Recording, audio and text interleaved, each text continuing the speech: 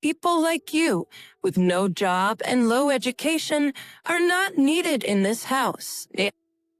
At those words, my mother-in-law poured boiling water on me. It's hot. Please stop. Shocked by my mother-in-law's bizarre behavior, I involuntarily screamed. Oh, no matter what, pouring boiling water to anyone is inexcusable. Fortunately, I had no burns, but it could have been a disaster. That's what I've been saying. We don't need someone unemployed and uneducated like you. I couldn't believe she'd poured boiling water over something like this.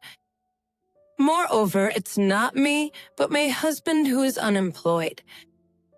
I began to feel a growing anger towards my mother-in-law's attitude. Enough is enough. If she's gone this far, I'll do as she wishes. Understood. If you insist, I have no choice. I'll leave this house. Finally, you're leaving. That makes things easier for me. Far from being remorseful, my mother-in-law openly expressed her joy at me leaving her house. I no longer wanted to stay in such a place like this. I immediately packed my things and returned to my parents' home. My mother-in-law didn't know that my husband, Raphael, was unemployed or that I had been supporting the household finances. In fact, since quitting my job, I had started trading stocks and was earning about $30,000 a month. Even if I was driven out of her house, I could still live on my own. I wouldn't have any issues being on my own at all. Even if she came to me in tears, struggling with living expenses, I would never lend a hand. She should regret kicking me out like this. I married Raphael about 2 years ago.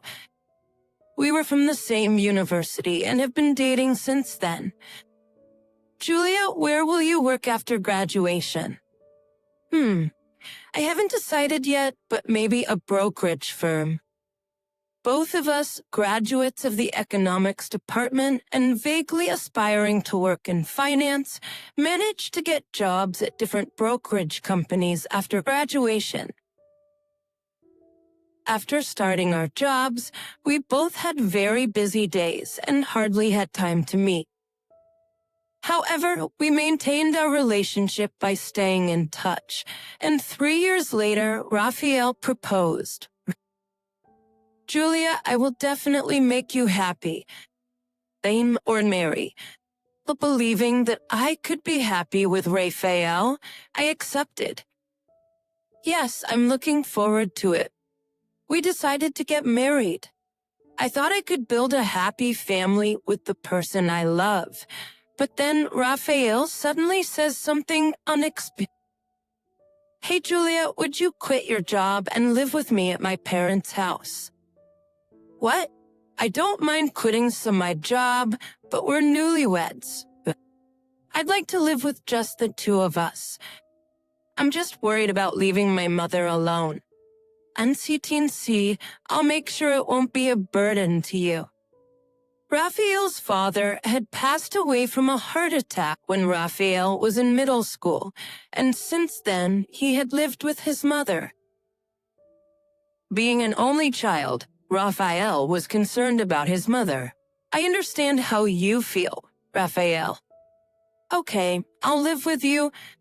I had met his mother before and didn't have a bad impression of her, and with Raphael there, I thought we could manage. Thus, I began living with Raphael and his family. 2 weeks later, we moved into Raphael's family home. My mother-in-law, now able to live with Raphael, greeted us with a pleased expression. I'm looking forward to living with you from today. However, as soon as I greeted her, her expression clouded. She looked at me coldly, her face showing dissatisfaction, making it painfully clear that I was not welcome. It doesn't matter. You didn't have to come here. What? Did I mishear it? I thought I heard my mother-in-law muttering something under her breath, but I couldn't make it out clearly, so I smiled and brushed it off. At this point, I began to feel a bit anxious about living with her, but the day passed without any particular issues. Then the next morning, "Are you still sleeping? Hurry up and prepare breakfast." I woke up to the sound of my mother-in-law yelling at me. When I looked at the clock by my bed, it was still before dawn, around 4 a.m., and it was still dark outside. I was surprised that she would demand breakfast so early. Why so early? Don't just laze around because you're not working. After 30 minutes, breakfast was finally ready. "I'm sorry for making you wait. Can't you make it faster?" I wanted to retort that it was physically impossible to do it any faster, but I just smiled and shrugged it off. "What is this? This soup is too salty." "What is it?" "I don't think it's that salty." "What? Are you saying there's something wrong with my taste?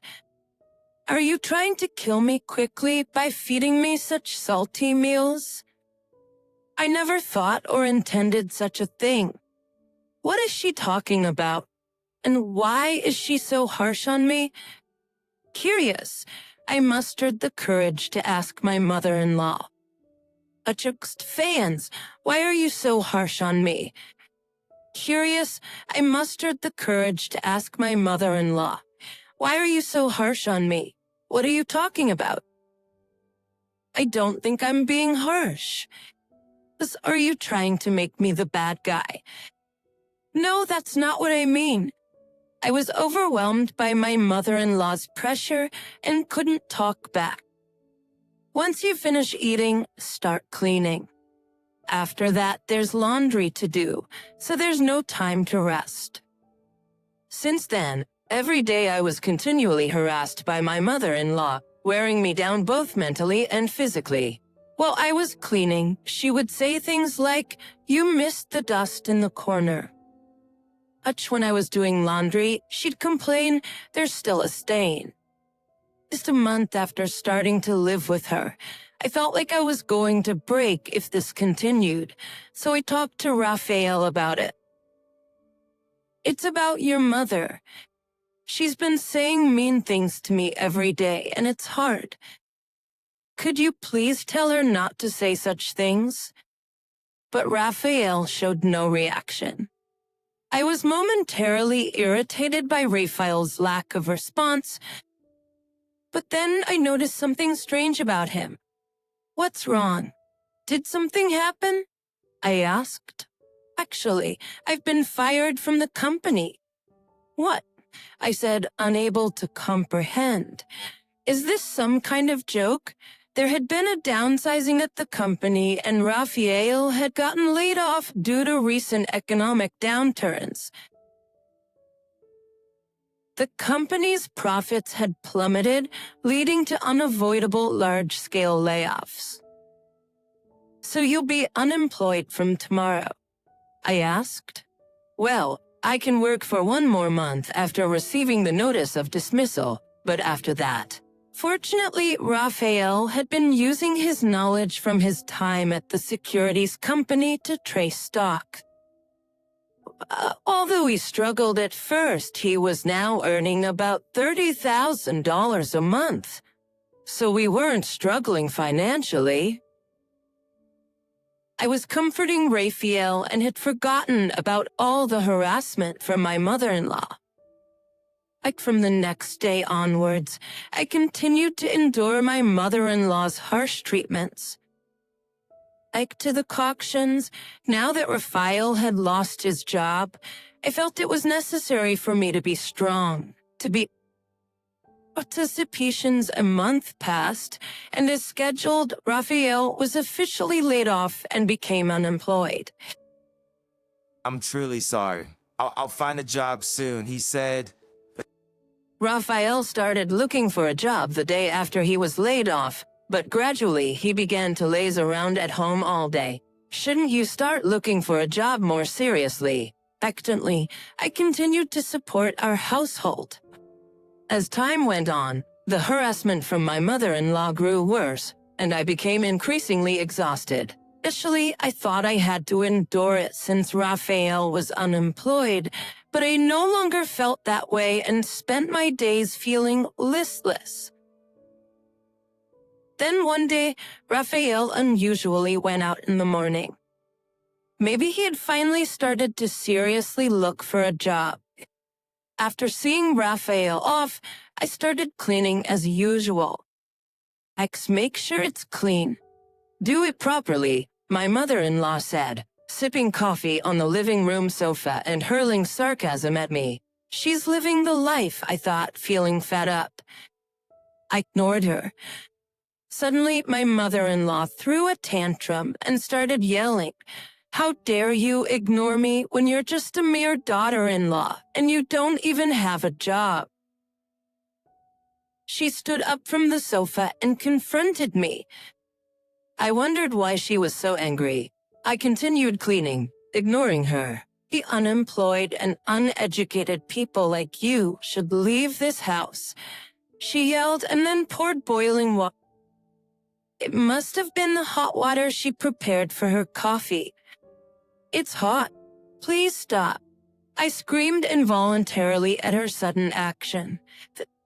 Thankfully, the water wasn't super boiling hot, so I didn't have any burns, but it could have been a disaster. Nothing is what I've been saying. He says, if you're not working, leave this house. She was smirking as she said that. I had reached my limit with how she behaved towards me, and it's Raphael who's not working. I had no choice but to agree to her demand. All right, I'll leave. Good, that makes things easier. I'll leave quickly. I no longer wanted to spend another second in that house. I quickly packed my things and decided to leave that day. What happens to my mother-in-law from now on is none of my concern. She'll probably regret driving me away later. I left the house where I lived with Raphael, my mother-in-law, and headed straight to my parents' home. And upon arrival, my parents were surprised by the sudden visit, but welcomed me warmly. I waited for a call from Raphael, but there was neither a phone call nor a message. He probably didn't care about me anymore. Feeling a bit lonely, I decided not to contact him until he reached out. A month passed since I returned to my parents' house, but there was still no contact from Raphael. By this time, my feelings for Raphael had faded, and I started considering divorce. For that, I thought I would have to reach out. That's one early morning, the doorbell at my parents' house rang. Upon instant, on the monitor, I saw, to my surprise, Raphael and my mother-in-law. What now after all this time? Yes, what can I do for you? I've forgiven you. Now, come back home quickly, she yelled through the intercom as usual. Forgiven me? What is she talking about? What have I done to her? I appreciate your words, but what exactly are you forgiving me for? I haven't done anything that requires forgiveness from you. After telling her that, I ended the intercom call. I was boiling with anger at my mother-in-law's attitude, yelling down at me as usual when she suddenly showed up. However, my mother-in-law and Raphael were persistent and started banging on the front door violently. Don't just hang up on me. Come on, let's go back. Considering the noise they were making could become a hassle to the neighborhood, I reluctantly opened the door and invited my mother-in-law and Raphael inside. After seating them on the sofa in the living room, I asked why they had come. Why are you both here all of a sudden? I'm telling you to come back quickly. It was my mother-in-law who told me to leave, and now she's saying this. It's so confusing. I can't make any sense of it. You're the one who told me to leave. There's no way I can go back now. How long are you going to keep up this childish behavior? I'm saying I've forgiven you, so come back. Forgiven me? What have I done to you? Even someone unemployed like you? I'm saying I'd let you stay in my house. I'm not unemployed. It's Raphael, and if I go back to her house, they'll take advantage of me every day anyway. Right, he might not be working, but what about your son? Raphael has nothing to do with this. No, it does matter. Don't you know your son has been unemployed for quite a while? My mother-in-law seemed confused upon hearing what I said. Apparently, Raphael hadn't told her about his layoff. It's something, living together and not noticing. Raphael, are you really unemployed? You need to say something. I can't understand if you're silent. I'm sorry for not telling you about this. I was actually laid off from the company. Raphael, initially silent, finally told his mother about him being laid off, perhaps feeling her irritation or succumbing to the pressure. My mother-in-law, initially shocked to hear about the layoff, soon began to openly express her anger towards Raphael. Why did you keep quiet about this? What are we going to do now? I haven't found a job yet. True, but since Julia has income, we'll be fine, right? Relying on my income without even trying to find a job. I can't believe how worthless he is. Hearing Raphael's words, I felt completely done with everything. Even thinking for a moment that I should be the one to support him was so embarrassing of me. Did you come here relying on me without intending to look for a job? No, I wouldn't do something like that. Then why did you come now? You haven't contacted me since the day I left the house. No calls, no texts. I didn't have time to contact you. I was looking for a job. I was fed up with Raphael's endless excuses. But even if he was job hunting from morning till night, he could have sent a message or two. Come back, my mother-in-law interjected. I'm back. How dare she say that? You must be joking. After all the terrible things you've done to me, there's no way I'd go back. Don't be so dramatic. I was thinking of you when I said and did those things to you. So, thinking of me? Are you saying that pouring boiling water on me was because you were thinking of me? That unable to endure any longer, I let out everything I had been holding back to my mother-in-law. I feel, unaware that his mother had poured boiling water at me, looked shocked. Mom, you poured boiling water on Julia. Really? Yes, it's true. It happened suddenly while I was cleaning. I didn't get burned, but I even thought about calling the police. Mom, why did you do that? It's because Julia was ignoring what I was saying. This exchange sparked a heated argument between Raphael and my mother-in-law. They're so loud, even when they're at someone else's house. I should get them out of here quickly. Please, save your arguments for when you get home. If you're done here, please just leave. My words caused a complete change in my mother-in-law and Raphael's attitudes. The pair, previously so bold and assertive, now looked almost tearful as they pleaded. Please come back. I promise I won't do anything horrible again. Julia, please. I promise. I'll find a job. However, it was clear their real intention was to rely on my earnings. Raphael thinks he can be lazy and avoid work if I'm there. My mother-in-law just wants to use me for housework and take out her stress on me. It was pointless. You two are just going to take advantage of me, right? It's not true. I'll make sure not to cause you any trouble. I couldn't believe his words anymore. You're just all talk and no action. You know, if you really meant what you said, you would have found a job by now. Looks lazing around all this time proves it. Raphael seemed unable to respond, perhaps stung by the truth in my words. You, mother-in-law, you say you won't do anything bad again. Who could believe that after all the harassment you've done to me every single day, you'll just start harassing me again soon enough? My mother-in-law, like Raphael, got quiet. Their silence meant that what I was saying was right.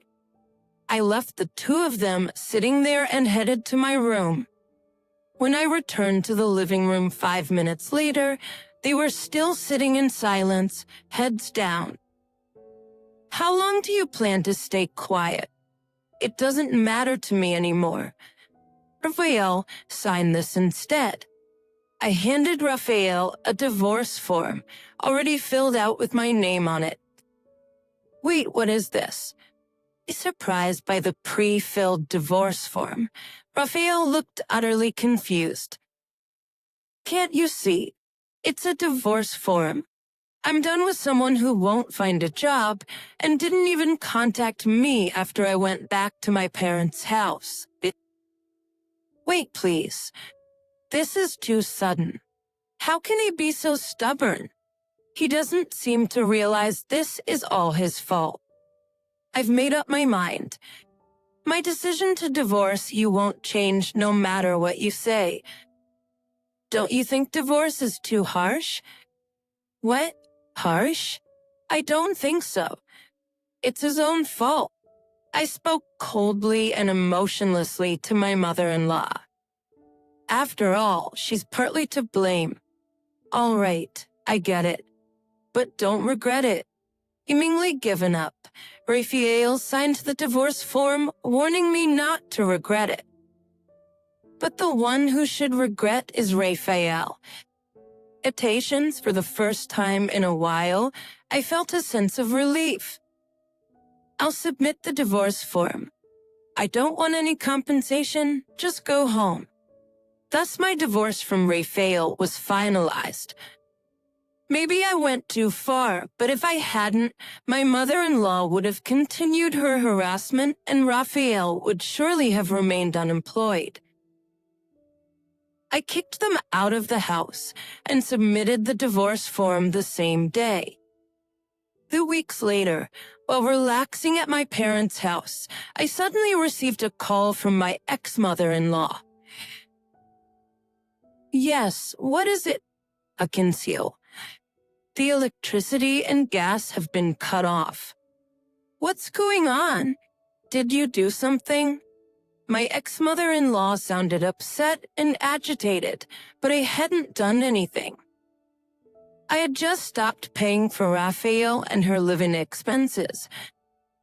I haven't done anything that can't be true. Everything was working fine until now.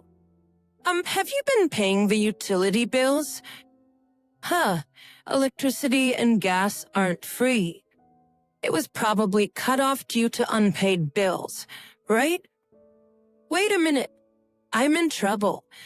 Julia, could you cover it just for this month? I can't believe she's asking me this. It's absurd to think I would pay when I don't even live with them. Don't you realize what you're saying? Raphael and I are no longer a couple, and we don't live together. Why should I pay? I know it sounds unreasonable, but I just can't. I don't have any money. I then asked Raphael. Didn't he say he would definitely find a job and work when we talked the other day? But Raphael still hasn't found a job. Please help. As his ex-wife, she's too much. Relying on an ex-wife like this, she should be ashamed of herself. I understand. Thank you. So you'll take care of the payment. Hearing my words, her tone brightened. I understand what you're saying. I don't want any further involvement with people who treat me as a convenience, even after divorce. Goodbye. What are you talking about? Wait a minute. Eti, my ex-mother-in-law, seemed to have more to say, but I hung up and set my phone to block her calls. This way, I finally severed ties with her, who constantly harassed me, and Raffaele, who was just... After hanging up, I muttered, "Serves you right." Since then, neither my ex-mother-in-law nor Raphael has bothered me at my parents' house, and life has been peaceful. Poor Falmelt. One day, while checking stock charts on a holiday, I received a message on my phone. Thinking it was probably just spam. I checked it and found it was from Raphael. I'm really sorry for everything. Realize now how much I relied on you, especially after I lost my job, and you were still paying the bills. I recently started working in a factory and finally have some income. I know it's late, but I wish you would come back. Ever since you left, my mom has been really harsh on me. It's tough. Reading the message, I thought there was no chance of reconciliation. I'm glad that he's working now, but I have no intention of getting involved with them again. It seems like his mother's focus has shifted on him. People hardly ever change, I thought, and decided not to reply to the message, blocking Raphael. 6 months after the divorce, I started dating a man 5 years younger than me who was introduced by a friend. He's very reliable and treats me well. We haven't talked about marriage yet, but it might happen someday. Right now, I just want to cherish the happy times I'll spend with him,